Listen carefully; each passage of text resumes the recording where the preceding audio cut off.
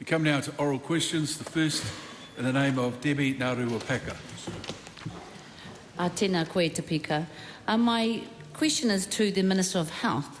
Does he stand by his statement on the disestablishment of Te Aka Whai Ora?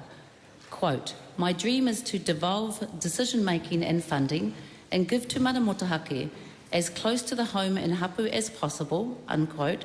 If so, what structure and funding models will he use to achieve it? Thank you, Mr. Speaker. Mr. Speaker, yes, I stand by my statement. The dream is to lift mostly every health metric for Māori. I'm still working with my officials on how this will look, and I'm excited to work collaboratively with our coalition partners to ensure that we achieve better health outcomes for all New Zealanders. That is because there is one thing we can all agree on.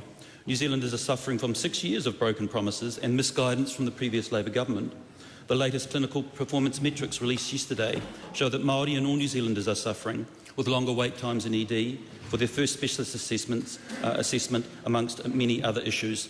We believe the devolution of decision-making and funding to those on the front lines will help drive better health outcomes, and that the hapu probably know what's best for their communities. Supplementary, please. What assurances can he give, if any, that the Māori Health Commissioning budget for Te Aka Whai Ora will stay ring-fenced for Māori health providers at the same level of funding currently in place? The Leader has already given indications that funding that is appropriated for Māori Health will remain with Māori Health. Supplementary. How will he ensure that the recommendations of the Y2575 Māori Health claim are implemented in the new Māori Health structure and investment model? Thank you, Mr. Speaker. We seek to improve Māori health outcomes, which is also the endeavour of the Y claim, and we have every intention of doing that. Supplementary. What will now be the monetary mechanism to ensure accountability for Māori health outcomes as achieved by Te Whatu Ora? Thank you. Mr. Speaker, we could contend whether that was truly achieved by Te Aka Whai Ora, but we are working through structural mechanisms to make sure that there is monitoring in place for Māori health outcomes. Supplementary. What specific decisions has the government made on baseline funding, delegations and the role of iwi Māori partnership boards under the new system? Thank you, Mr. Speaker. We're working through appropriate structures and delegations for how we can improve Māori health outcomes. Come now to question number 2, in the name of Nancy Liu. Mr. Speaker, to the Minister of Finance, what does the half-year economic and fiscal update say about the state of the New Zealand economy, and what steps is the government taking to respond? Mr. Speaker, Honourable Nick Willis.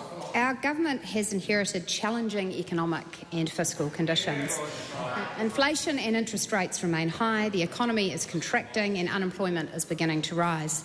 The forecast or so-called surplus in 26-27 has been eroded to a wafer-thin $140 million. And Treasury have identified $7.2 billion of fiscal cliffs, although we expect that figure to grow in the coming weeks and months. In response to the cost of living crisis, Kiwis have tightened their belts. Today, the government tightens ours. My message to Kiwis is that after 6 years of economic mismanagement, our government is presenting a new chapter. Nancy Liu. Supplementary. Nancy Liu. Point of order, Honourable Karen McAnulty. Thank you very much, Mr. Speaker. Yesterday and on a number of occasions last week, you warned ministers about using government questions to make commentary or attack the opposition.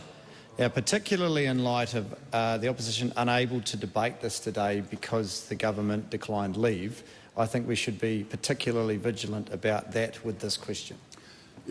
Question time is a time for the government to be accountable for itself, and answers should not refer to what are perceived political failings of any other party in the House.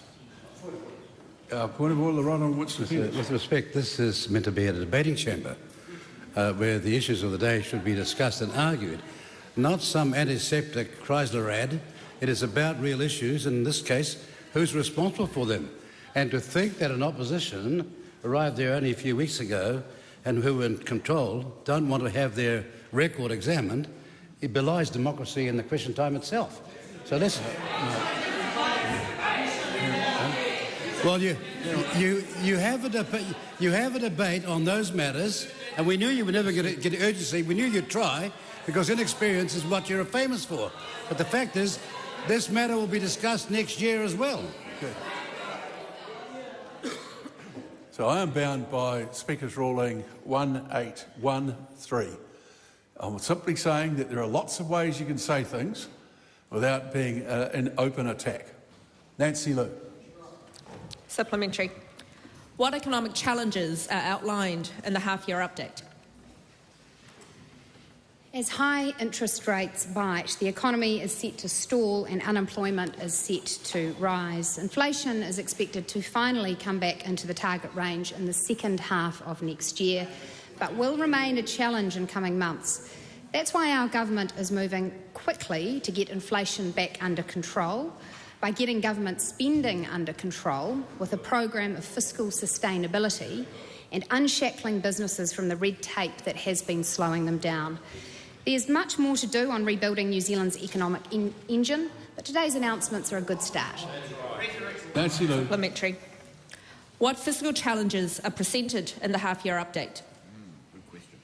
Government spending this year is around $15 billion higher than forecast just 2 years ago. That's the product of loose fiscal policy, with spending vastly outstripping any growth in revenue. The result of this, left unchecked, is more debt, more inflation and a delayed return to surplus.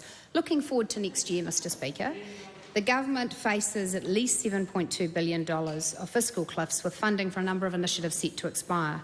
That is why we are kicking off a fiscal sustainability program to ensure New Zealanders can have confidence their money is being spent responsibly, and so that we can deliver effective and efficient services for them to rely on.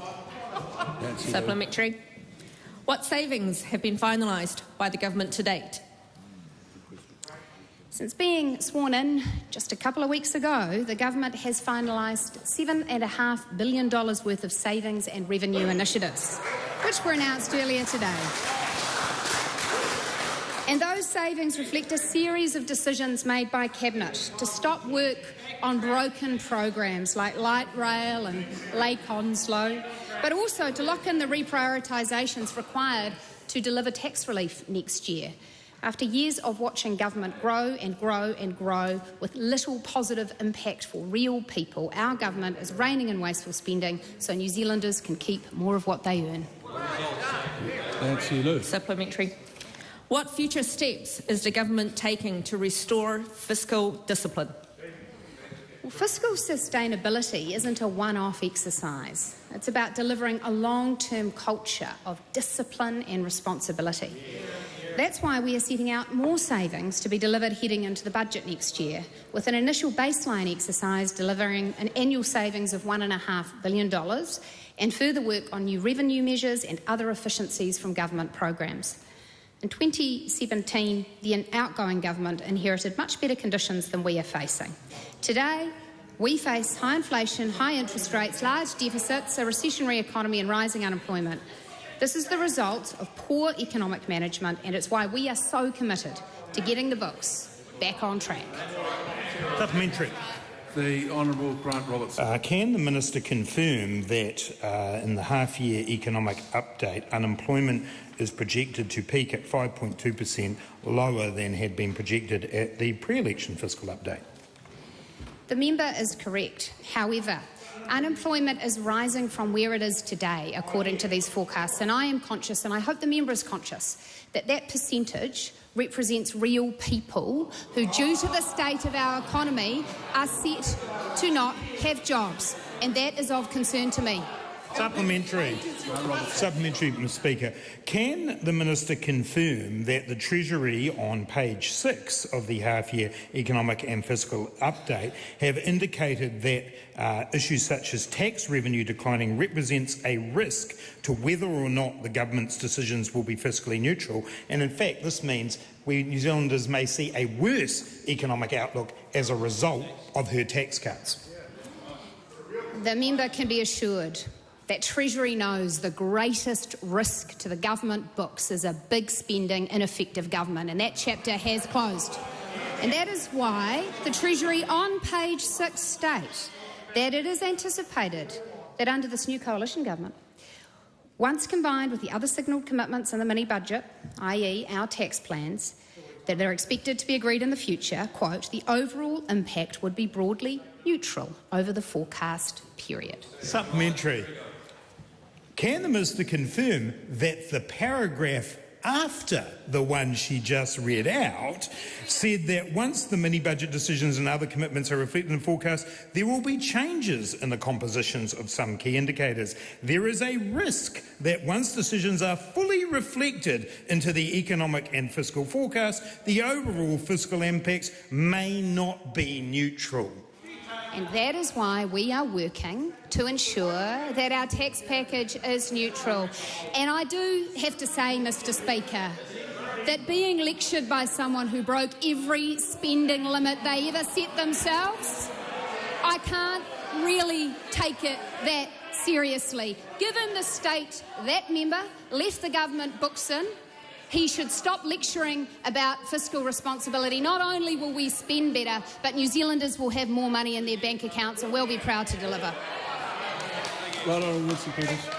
Could I ask the Minister for Finance as to whether she's concerned about potential serious underlying unemployment as a result of the colossal figure of 128,000 immigrants being brought into this country at end October this year by the Labor government? I have two concerns. The first concern is that after a period of extremely restrictive immigration settings, the government then moved so swiftly to reopen immigration settings that it has failed to put in place adequate controls. And we've seen that with the evidence of migrant exploitation, and we are seeing that we are currently experiencing levels of immigration that are unsustainable. And that is why the Minister of Immigration is looking very carefully at the ill-disciplined systems that were left to her by the outgoing Minister. I also have another concern, if you'll let me, Mr. Speaker, and that is that the previous government allowed the job seeker numbers to grow so significantly even during a period of low unemployment, and our government's committed to getting more people from welfare into work. Question number 3, the name of the Right Honourable Chris Hipkins. Thank you, Mr. Speaker. My question is to the Acting Prime Minister. Does he stand by all his government statements and actions? In the context in which they were made and within the facts known at the time, most definitely yes. Supplementary question. Does he agree with the Prime Minister that he's not hung up on the use of the name Kāinga Ora, or does he agree with the National New Zealand First Coalition Agreement that says, quote, all public service departments have their primary name in English except for those specifically related to Māori? On this side of the House, we don't have hang-ups. That's number one. The second thing is we admit the majesty of the Māori in any other language, and it's intellectual muscle builder for a young person, and we've encouraged it from the time we arrived in Parliament, some of us. But that said, community housing or housing the community has become not that, it's become some virtually signaling thing where people don't get housed, and where housing displacement or people waiting for houses went up by a massive 33%. So we want delivery on policy, not virtue signaling any longer. Oh, supplementary. Does he agree with Chris Bishop that Kāinga Ora is known as Kāinga Ora Homes and Communities? I don't know a single person who calls it Homes and Communities. And is that within the spirit of the National New Zealand First Coalition Agreement that all public service departments have their primary name in English, except for those specifically related to Māori? Well, Mr. Bishop was saying something terribly honest, and everybody understands it, and everybody can sympathise with it, because the essence of all communications is understanding and comprehension, excepting over there. They're rather virtue signalling so that most people don't know. And I can tell you now that when it comes to Waka Kotahi or Kāinga Ora for that matter, people are concerned about getting a safe, affordable house. They want to get roads that are tar sealed and the potholes are fixed up, not some virtue signalling thing which has certain people over there thinking that that's what people want for public policy. Ordinary, hard-working New Zealanders can expect something better. Supplementary question, Mr. Speaker. Does he agree with Winston Peters, quote, the announcement today that New Zealanders will now have a direct pathway to citizenship in Australia is a monumental success that should be celebrated and congratulated? Or does he agree with David Seymour, quote, actually, we just got played by the Aussies, they've done a raid on New Zealand talent? I have to say that Not by any sense of bias, but I prefer the first comment. Because every now and again, even a fool can get it right. And Mr Hipkins went over there and spoke to Albo. Mr Hipkins went over to there and saw Albo, and Albo saw the reasonableness of our complaint. And it arose yesterday when it came out that someone who left this country at 2 years of age was sent back here as a 501. That's wrong. But in the big picture, Mr Seymour was right when he said this, because he could have expected from 2 Labour ministers across the Tasman to have got so much more. Supplementary question, Mr Speaker. Does the government still intend to raise $170 million for its tax cuts by taxing offshore gambling, or does he agree with the 2023 New Zealand First manifesto that that's just not credible? On the budget. The purpose of good governance, and ministers over here understand that, is to ask good questions and keep on asking good questions to get the right answer. That manifesto was setting out some very good questions, and I'm still waiting the answer. And I admit the possibility. No. Because we've been in business and know how business works, we don't act like that. Laugh and scoff and jeer. They couldn't run the school tuck shop. In our case, we ask good questions, and we're still waiting for the answer. Honourable Tamapoti.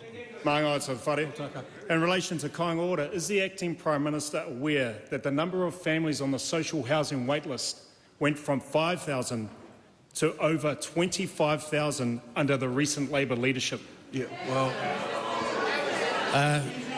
could I say to the Minister of Maori Affairs, I'm dreadfully saddened to have to confirm that, but that is what happens, and it shows you the difference between a one-Greens party that came in this country way back in the 30s, and they started building houses because they had practical people in Parliament who knew what poverty tasted and felt like coming out of the Depression.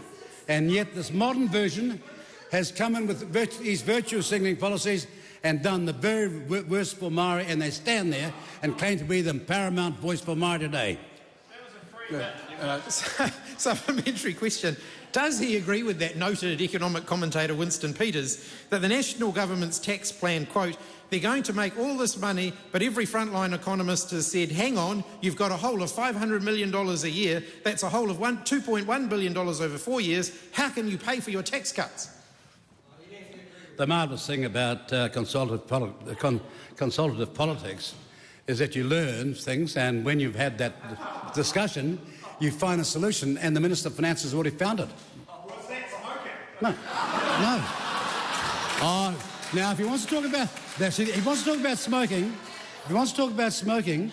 and the Maori voice, they have taken for Maori and Pacifica in the last 12 years. Listen up. No. Can I just say? I know what my... Excuse me, don't tell me about my... I started it. The Ngāti Wai Land Retention Committee, the Ngāti Wai Land Retention Committee, listen up you. The Ngāti Wai Land Retention Committee was started by a guy called Winston Peters in 74, 75. Right here, right now, you're looking at the founders, so don't preach to me about that. Now, if you want to talk about Maori and smoking, no, I know that you've got no familiarity with the marae, but shouting won't help you. I've got the microphone, and I've got plenty of patience, okay? Oh, well, you may not think you're finished, but I do. And I don't mean that in terms of your career. No. Well, point of order. With respect, Mr. Speaker, they were saying something across, and everybody's entitled to interject now and again, but a screaming, volatile mass like we heard over there is not what Parliament looks like. I respect their right to interject. I think it's exciting and it makes exhilarating these debates. But that sort of clownish, cacophonous behaviour doesn't work. Thank you. Supplementary. Supplementary, the Right Honourable Chris Hipkins. Does the Acting Prime Minister agree with Winston Peters? Quote, sadly, the spokesperson for the National Party said, if I don't give you a tax cut, I'm going to resign. Wow, could be a chance to have a decent Minister of Finance with a bit of experience. But the minister, but the member of parliament and now finance minister said that is giving us a tax cut. Get used to it. Question number 4, the Honourable James Shaw. Thank you, Mr. Speaker. My question is to the Minister of Finance. Does she stand by the principle in the government's coalition agreements that, quote, decisions will be based on data and evidence, end quote, including for economic and fiscal policy? Yes. Has she seen any data or evidence that shows that increasing bus fares for the lowest earning New Zealanders will cut their living costs? I am aware of evidence that shows that the biggest barrier to people choosing public transport is the reliability and frequency of public transport. Therefore, ours is a government that will continue to invest in public transport infrastructure to ensure public transport is reliable and available. Has she seen any data or evidence that shows that increasing bus fares for the lowest earning New Zealanders will cut their living costs? I have seen evidence that the living costs of lower income New Zealanders are based on a range of things. This includes their incomes and whether they are growing and how highly taxed those incomes are. This is why our government is committed to lower taxes for middle and lower income New Zealanders.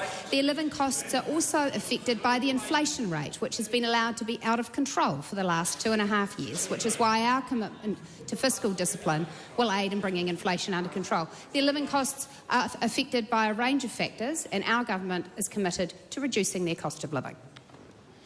What data and evidence has she seen about children's ability to learn the basics brilliantly if they are hungry because the school lunch program has been cut?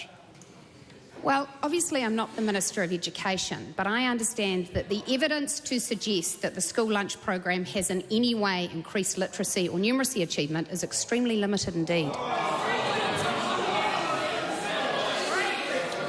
Honourable James Shaw. Don't like the facts.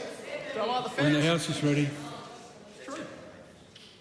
What data and evidence has she seen that shows that renters can expect to see their rents decrease as a result of the changes to the Bright Line test? Well, it is demonstrably evident that if the costs we place on landlords are reduced, then they will have fewer costs that they need to meet through the rents that they charge.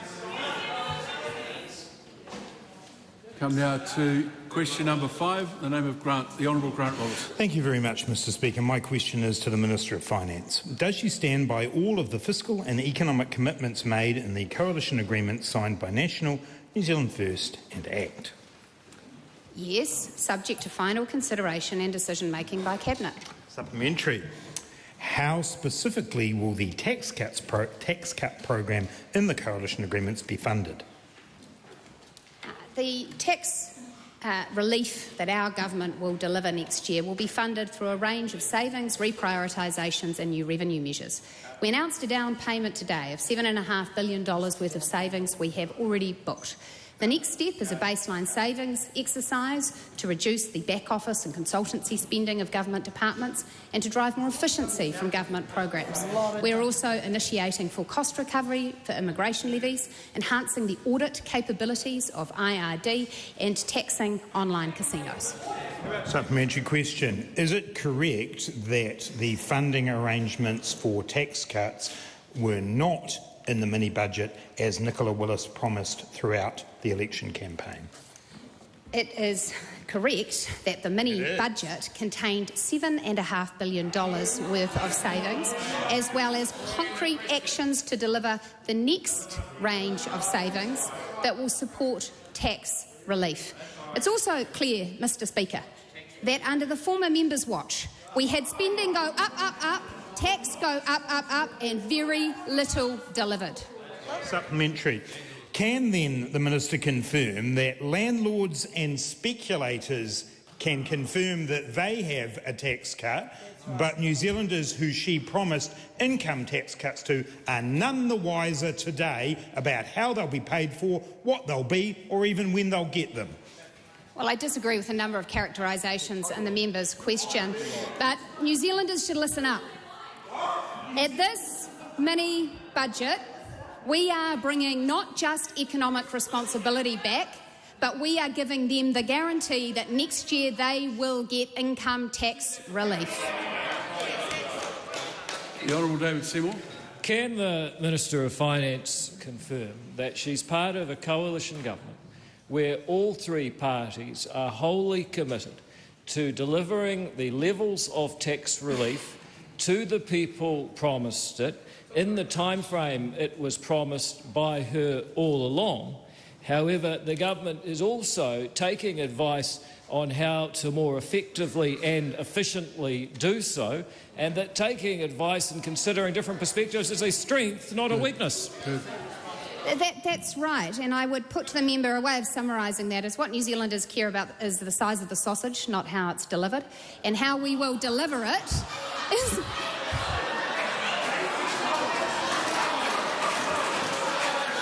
Mr. Speaker, it's been a year of bad quotes from me. Mr. Peters.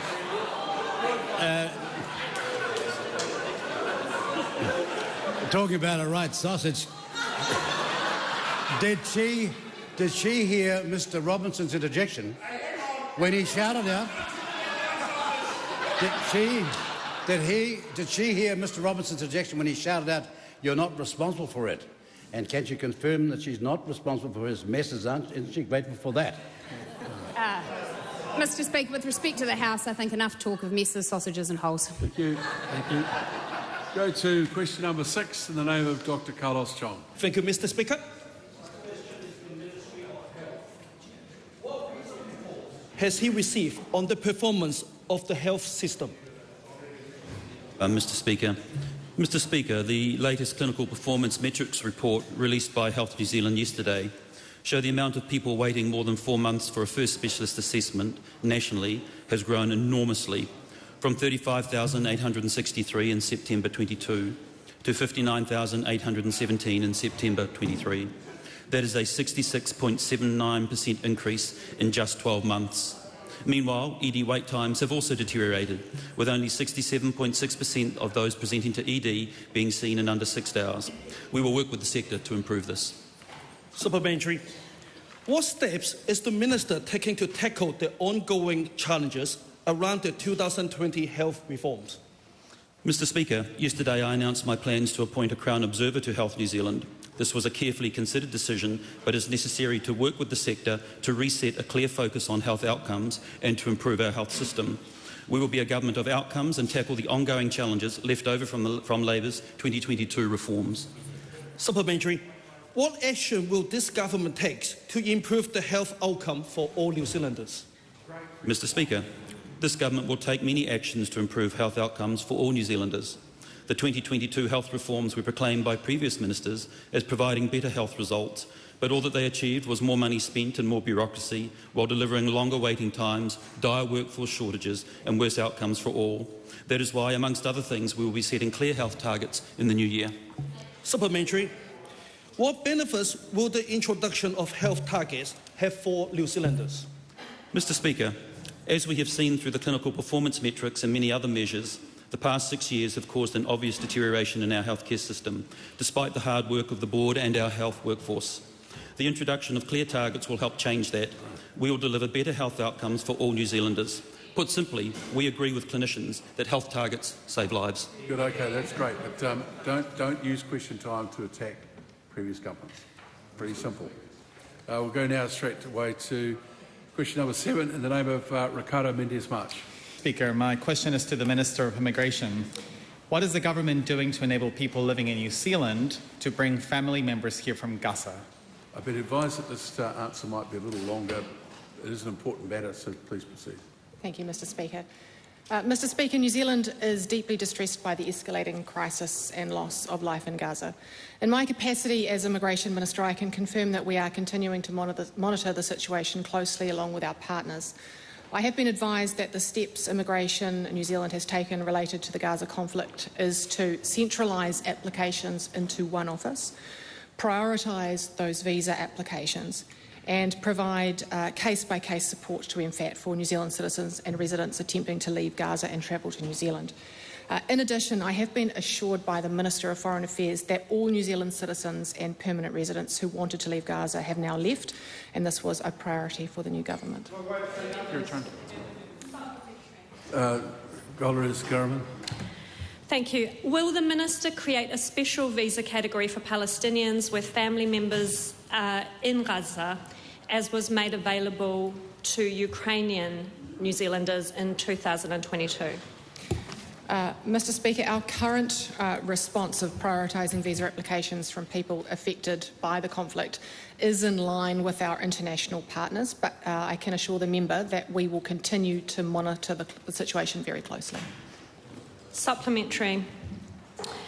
What makes the situation in Gaza different from the situation in Ukraine, given that the scale of the humanitarian crisis in Gaza is actually far worse, having claimed the lives of at least 20,000 civilians, more than 7,000 children in the past 9 weeks? Mr Speaker, I am advised by MB that Ukraine was a different situation in that we were unable to, in that situation, work with the UNHCR to take refugees. However, I want to also reiterate, at that time we were working in accordance with our international partners in a global coordinated situation to take people from Ukraine. This situation, Mr Speaker, I am confident that we are processing visas with priority. We are escalating them where required. We have a team set up, as I said, to make sure that that's happening. I also can assure the member that we are using the exception to instructions process and being very permissive where we can. I'd also like to let the member know that there only have been a very small handful of applications, but all the steps that I mentioned just previously are being taken with those applications. Supplementary. Is the Minister aware that the Immigration New Zealand website currently provides no practical evidence or support to people seeking to bring their family members to New Zealand from Gaza, and if so, will she direct Immigration New Zealand to rectify this? I asked my officials this morning if there was some information online about this process, and they assured me that there was, but I will go back to them and make sure that it is more easily able to be found. And I'm happy to also work with the member from the Greens if you'd like a briefing on this with me and my officials. What is the average processing time for family members of people living in Gaza, and how does this compare with other family members who are trying to bring their families to Aotearoa? Mr Speaker, I asked that question of immigration officials this morning. It's very difficult to know because at the moment the number of applications that we've had are only divisible by offshore and onshore. So of those offshore, I at this point in time are unable to tell how many of those people are actually in Gaza. On top of that, I've asked for further information to find out how many there are in Gaza. I wasn't able to find out in the time allocated. But what we will do from here is find out how many are actually in Gaza and then what visa type they're trying to come in on, because it matters. It makes quite a big difference in terms of the visa that they're applying for. If it's a visitor visa, it's usually more quick. If it's a residence visa, it can take a little bit longer. But I am going to find out that information as quickly as we possibly can. But we do have to go through every single application and look individually as to where they are, if they've given us that information. Move now to question number 8 in the name of the Honourable Scott Simpson. To the Minister of Transport. What reports has he seen on State Highway 25A in the Coromandel? Mr Speaker. The Honourable Seymour Brown. Thank you, Mr Speaker. This morning, State Highway 25A reopened in time for Christmas. After the completion of a new bridge following the significant damage caused by weather events earlier this year. This critical route was seriously damaged between Kopu and Hukuai, but after impressive and hard work by the many construction workers on site, The bridge has reopened in record time. Mr Speaker, to the Minister, what will the reopening mean for locals and businesses and residents?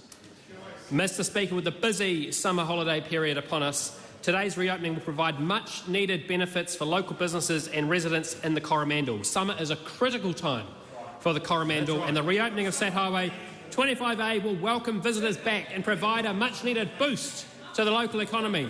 The hard-working MP for the Coromandel has strongly advocated for the reopening of this critical route, and today's reopening brings certainty for his constituents and for mine. Oh, yes. It's absolutely enough. If I was strict, I'd say that minister had no responsibility for the Coromandel economy.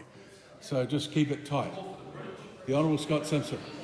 Mr Speaker, to the Minister, is this project an example of how NZTA and contractors can work to get things done more quickly in other parts of New Zealand?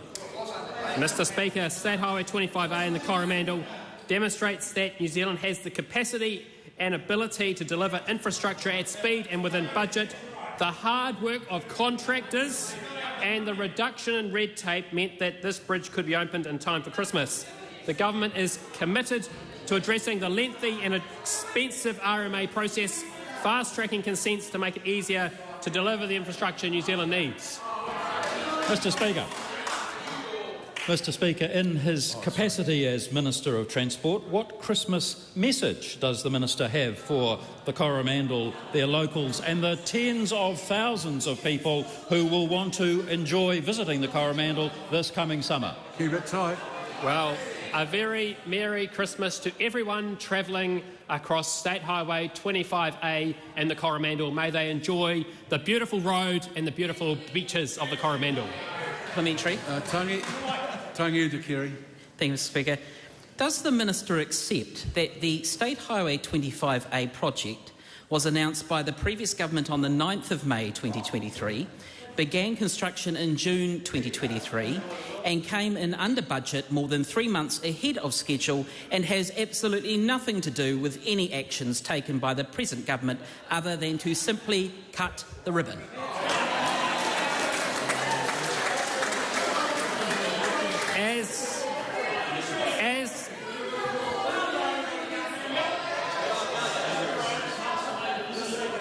You know that the use of questions probably does cut both ways, so I'm doing my best to make sure that the former government doesn't get too criticised, but the former government should try not to be too critical of, or to try not to use question time for that political purpose. But it was skillfully done, I'll grant you. So, Honourable Simeon Brown. As the saying goes, success has many fathers.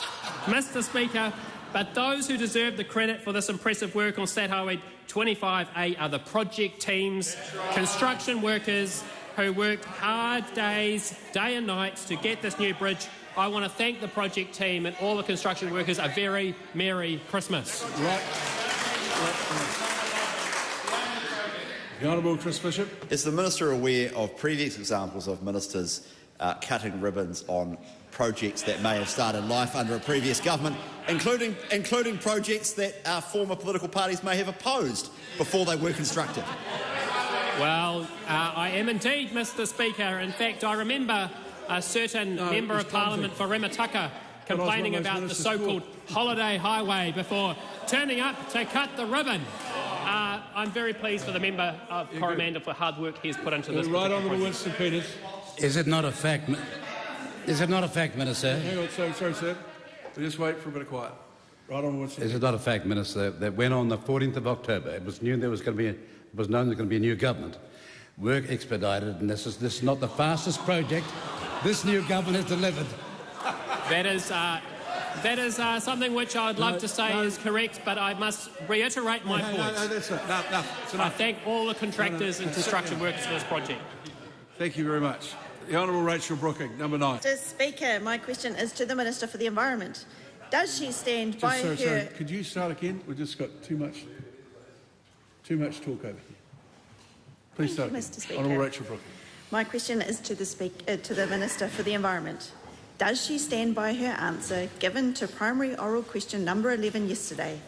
If so, which of the objectives of the National Policy Statement for Freshwater Management 2020 would she prioritise above the health and well-being of water bodies and freshwater ecosystems? Honourable Penny Simmons. Mr Speaker, yes, I do stand by my statement. We do not agree with the hierarchy of objectives, and that is why we have undertaken to replace the National Policy Statement for Freshwater Management 2020 to ensure more balanced, enduring and sustainable outcomes. We have been clear that we will undertake a full and robust consultation process to replace the National Policy Statement and rebalance Te Mana o Te Wai. It would therefore be inappropriate for me to give priorities when we will be entering a full consultation round. Rachel Booking. Honourable Rachel Booking. Thank you, Mr Speaker. So, can the Minister therefore confirm that she would not prioritise the objective of health needs of people over the commercial use of water? Mr Speaker, we have indicated that we would be looking for a balanced approach that would be more enduring and more sustainable, and therefore that consultation process will be with all stakeholders to ascertain all interests in freshwater. Mr Speaker, supplementary. Given her statement yesterday that she intends to customise and to have nuanced processes in place that ensure that at a community level they can be making decisions that are appropriate for that community, is she proposing to abandon national environmental standards entirely, or will she retain freshwater bottom line standards? Mr Speaker, we are very clear on this side that people on the ground are the ones that know solutions, and we've got some wonderful examples of that with catchment groups, and so therefore we will be ensuring that our consultation is to that level of people on the ground who have the solutions, who can then bring that into the new MPS. Point of order, Mr Speaker. Point of order. That question was specifically about national environmental standards and the answer related to the national policy The second part statement. of it asked if she was going to drop some of those. Member knows that you can't ask a yes or no answer question. So the question 10. Rachel Booking. Thank you, Mr Speaker. Will she commit to ensure that it remains the case that tangata whenua are actively involved in freshwater management, including decision-making processes, and Māori freshwater values are identified and provided for? Absolutely, Mr Speaker. We are committed to a full consultation process, including iwi and various other groups that have an interest in freshwater. Come now to question number 10 in the name of Jamie Arbuckle. Thank you, Mr Speaker. To the Minister of Rural Communities, what recent reports has he seen regarding rural communities? Thank you, Mr Speaker. I have seen a report, the Extreme Weather Insights and Observations 2023 report from the Ombudsman. I welcome this report but am sobered by its contents. This report writs large the necessity for improvements in rural infrastructure, transport links and telecommunication. It highlights the plight of those in more isolated communities who felt they were ignored and abandoned by government agencies and emergency response in favour of those places more, I quote, in the news. This reflects my own observations on the ground during my recent ministerial visit to Tairāwhiti. Rural roading was in a dire and often dangerous state. Locals, while stoic, were clearly stressed and anxious. This government is committed to funding the recovery and not forgetting the plight of those in the Tairāwhiti and other cyclone-affected areas. And I thank the Prime Minister, the Minister of Transport, Simeon Brown, the Minister of Cyclone Recovery, Mark Mitchell, for their also visiting these areas. This is a government that has put at point 6 and point 7 in our 100-day plan cyclone recovery. It is a strong signal to those communities that we will not abandon them. Supplementary. Honourable Mark Patterson, that was a very long answer. It was a good one, though. Well, not necessarily. There's a bit of superfluous stuff in there. You could do better. Jamie Arbuckle. Has he seen reports on the increase in confidence that rural communities have in this government's policies? I have seen another report, Mr Speaker, and rural communities have every confidence in this government. The proof of the pudding was in the fourth quarter Rabobank Rural Confidence Survey, and of course farmers are a key driver in rural prosperity and indeed the prospects of all New Zealand, accounting for 82% of all of our merchandise exports. Their net confidence has leapt 25%, and I quote from the report. I will tell you more. A direct quote from the report. Government policy emerged as a major contributor to higher overall farmer confidence. Farmers are now more confident that they have a government that understands them and has a policy platform to address their issues. Supplementary, Ingrid Berry. Given his confidence in this government, does he agree with the letter written by MP Mark Patterson dated December 7, 2023, supporting my letter to the Minister of Education on the 1st of December 2023, requesting core funding of $90,000 per annum for the Toko Mairero Forestry Pathways course be provided by the Ministry of Education for the next 3 years? And if so, will he commit to working with that minister to ensure funding is forthcoming? Mr Speaker, I've already committed within that letter to taking exactly that course of action. Jamie Arbo. What government policies can rural communities look forward to? Well, there are too many to list, Mr Speaker, but of course the highlight for us on this side of the House is the $1.2 billion regional infrastructure overseen by my colleague, the Honourable Shane Jones, and that will go some way to addressing the Ombudsman's concerns as outlined in his report. The fast-tracking RMA provisions that will unlock our regional economies, make it easy to build renewable energy projects and get access to extracting natural resources, which will turbocharge our rural economies. Question number 11, in the name of Ryan Hamilton. Thank you, Mr Speaker. My question is to the Minister of Education and asks, has she seen any reports on student attendance? Mr Speaker, I have. Today, the Ministry of Education released the Term 3 attendance data on schedule. This data shows that our attendance rates remain low, with just 45.9% of students attending school regularly.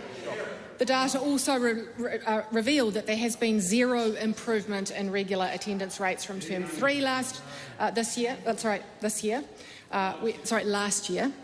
when regular attendance was 46%, a figure which I find incredibly disappointing. Supplementary. Ryan Hamilton. Why is regular attendance important? Mr Speaker, in short, a wise man once said, to succeed in education, you need to show up. Attendance and achievement go hand in hand, and missing school leads to lower achievement. Regular school attendance is also connected to current and future outcomes like student wellbeing, future employment and income levels. We have a moral, social and economic imperative to deliver better results than were achieved over the last 6 years. Supplementary. Ryan Hamilton. Has she seen any other reports on attendance?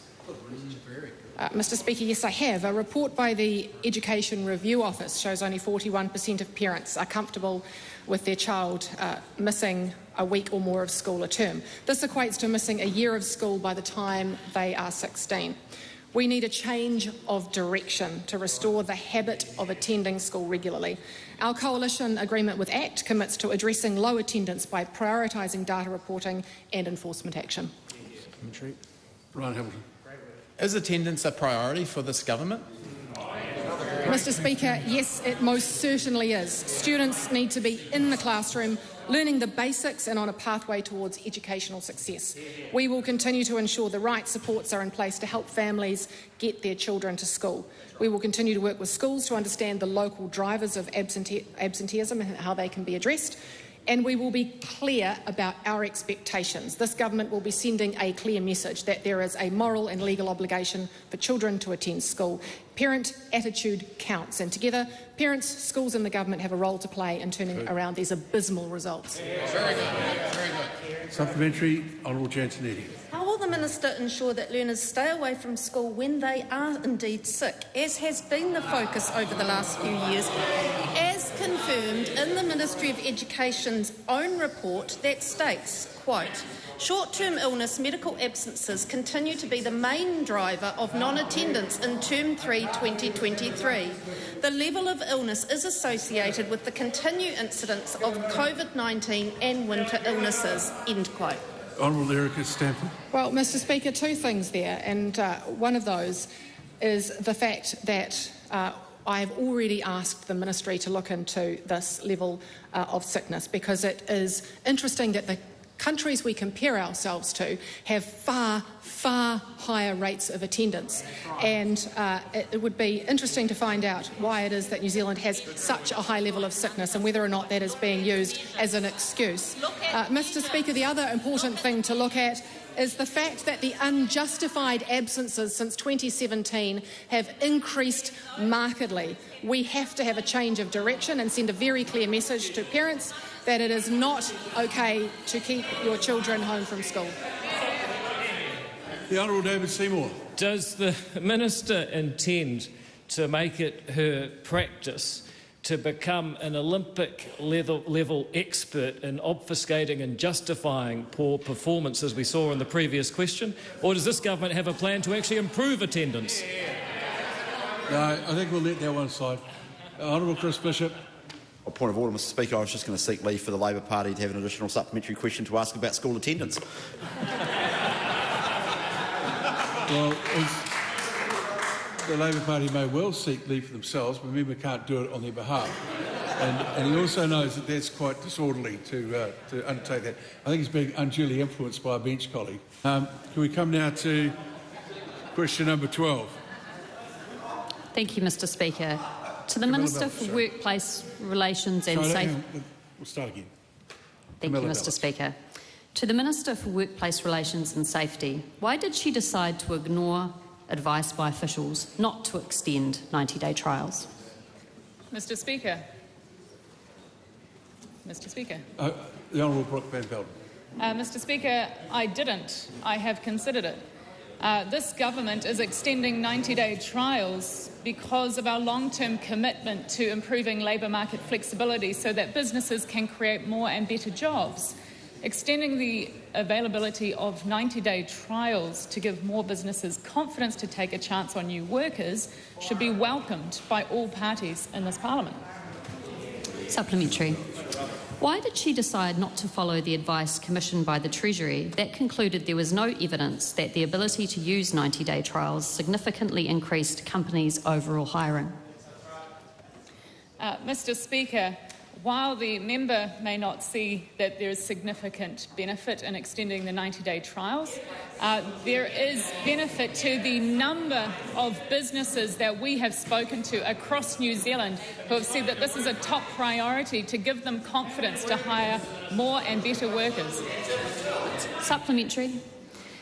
Why did she decide to ignore the Honourable Chris Bishop, who told New Zealanders on 29 November 2023 that we will introduce and refer to a select committee a bill to extend 90-day trial periods for all businesses, when she decided to introduce a bill under urgency to do this without a select committee process? Mr Speaker, Cabinet made that decision and Cabinet has made the right decision. Supplementary. What does she say to the many thousands of New Zealanders who are likely to lose their jobs for no good reason due to the extension of this policy, including unfair reasons like their weight, having a bereavement, or their hair colour? Mr Speaker, nobody currently employed will lose their job because of the extension of 90-day trials. Existing current employment terms remain. All this policy will do is give confidence to businesses who are looking to employ new workers, that gives them confidence to employ someone in the new year. Supplementary. What does she say to the employees who are moving into new work who are likely to lose their job for unfair reasons? For example, their weight, having a bereavement, or perhaps their hair colour? Mr. Speaker, the member may wish to note that 90-day trials give the option for a new employment agreement. However, anybody who believes that they have been dismissed unjustifiably can bring a personal grievance still under the 90-day trials for unjustified disadvantage, discrimination or sexual harassment. Those will still remain. That brings to an end oral questions.